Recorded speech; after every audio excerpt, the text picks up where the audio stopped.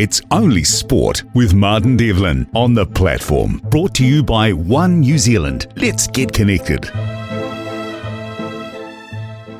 My God, I can't wait to get stuck into you two losers.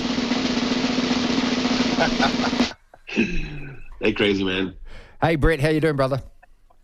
Harry, did you stitch us up with Devlin? You've undersold me here, mate. This is not who I thought we were talking to. Can I say before anything starts? Okay, when the big man's driving and his body position is good and low like that, McKay, you've got to go low. You can't tackle stomach up, mate. Get down and into the position. Yeah, I agree. And also he had a wall behind him, so, you know. There you go. Okay. Smushed. Yeah. Yeah. Yeah, I didn't really know what was coming in that situation, I must admit. Wrestle the ball off him. Physicality. I got a lot of physicality, Marty. Collapse them all. That's what I was looking for. I was looking for you to collapse them all.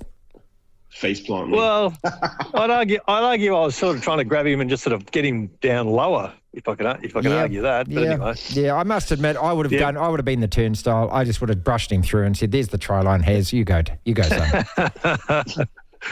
I made more contact than Whitey did on Will Jordan early on.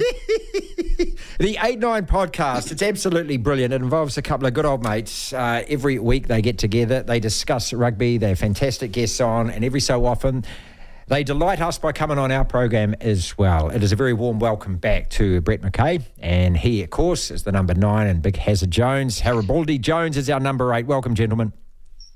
How's it, Marty? G'day, Marty. How are we? Well, I'm feeling okay because we got the win.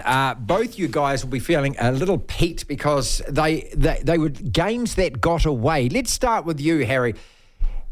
Were you absolutely shocked and mortified by that result? About Argentina? Yes. Going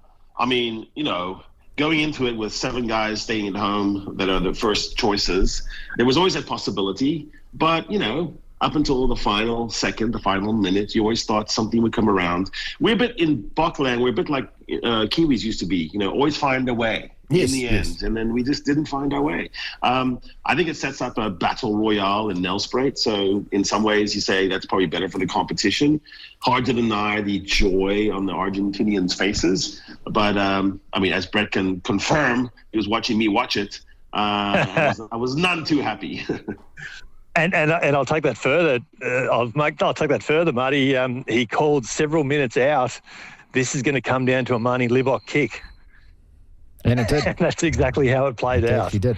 Under those circumstances, he's got to kick that, Haz, doesn't he? He has to kick that. No, for sure. It wasn't that far outside the pole. What he's doing nowadays is he's waiting until the shot clock is all the way down, adding mental stress to himself. Then he's always thinking of 2 things at the same time, besides that I might miss and the whole country will be upset with me. He's also thinking about that shot clock. The other thing is, by waiting so deep in the shot clock, when he did miss and he picked up the tee right away because he knew that he had missed it before it even cleared the poles, it was 1 minute and 30 seconds before Argentina dropped out.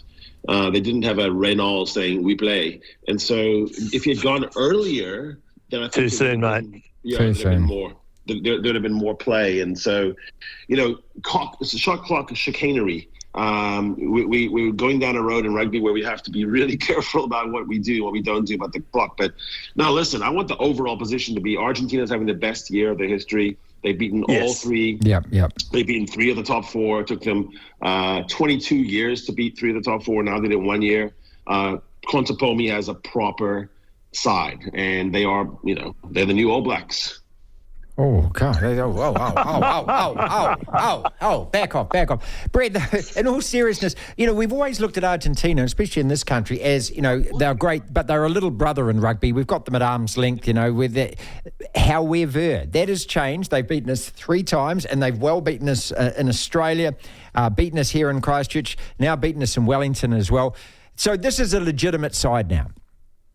Oh, and you can leave now off that sentence, Martin. These guys have been a legitimate side for a long time now. We're talking about regular World Cup semi-finalists, and the idea of Argentina being, everyone's second team at a World Cup is over now. These guys have been a serious outfit from within the first year or two of them joining the Rugby Championship, that has been the expansion from Tri-Nations to bring Argentina in has been a huge significance for Argentinian rugby, particularly because they are now getting what Fiji and Japan and Tonga and Samoa absolutely crave. They are getting annual top-tier rugby against the best teams in the world. And, their development has been significantly enhanced because of it. So, yeah, they are top tier. They're number 6 in the world and are there on merit. So, this idea of them being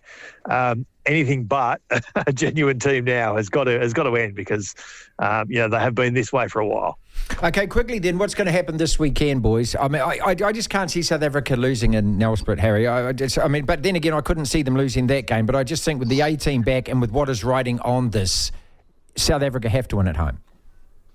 No, it's going to be destruction. Argentina's still on the piss right now. They're a bit like me.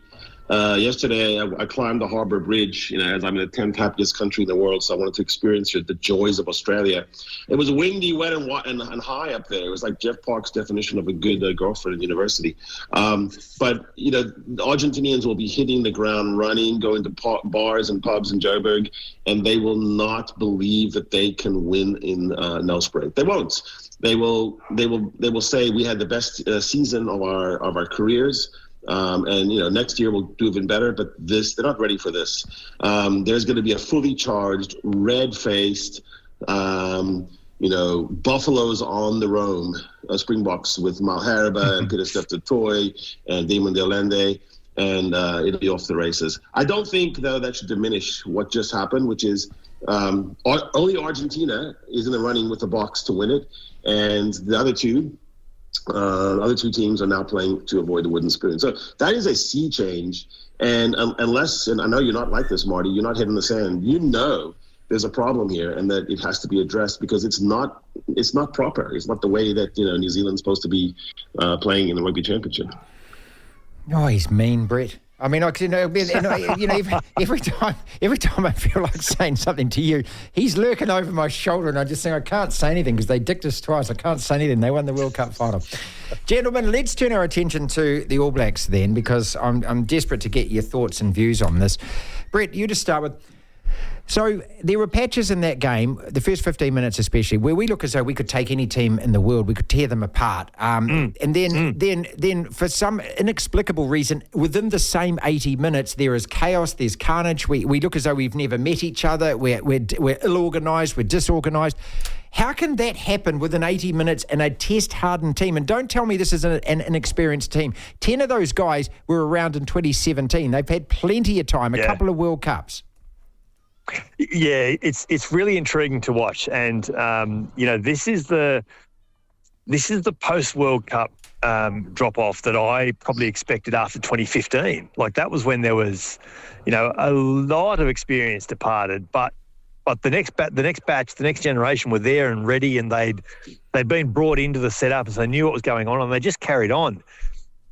Now we're not seeing that. There hasn't been it doesn't look like there's been much succession planning for New Zealand. And so the young guys coming into the setup now haven't been there long and they don't necessarily know what's going on. But equally, the guys that have been there for a while and you would think should be equipped to carry on just don't seem to be. And it's really curious to observe from the outside looking in, that's for sure. We've had Liam Napier from the Herald on this week in the for the 8-9 combo, and I said to him, it's the length of the pause in Scott Barrett's answer when he was asked what he could put the second half fade outs down to was probably more telling than the words he did manage to get out. And he sort of loosely fumbled around execution and things like that, but it's clearly something bigger than that. And, maybe that's the significance in Wayne Smith coming into camp this week. It would be interesting to see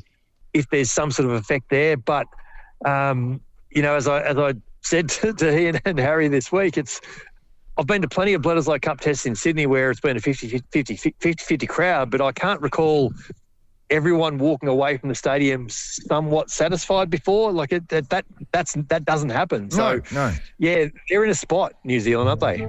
It's Only Sport with Martin Devlin on the platform. Brought to you by One New Zealand. Let's get connected.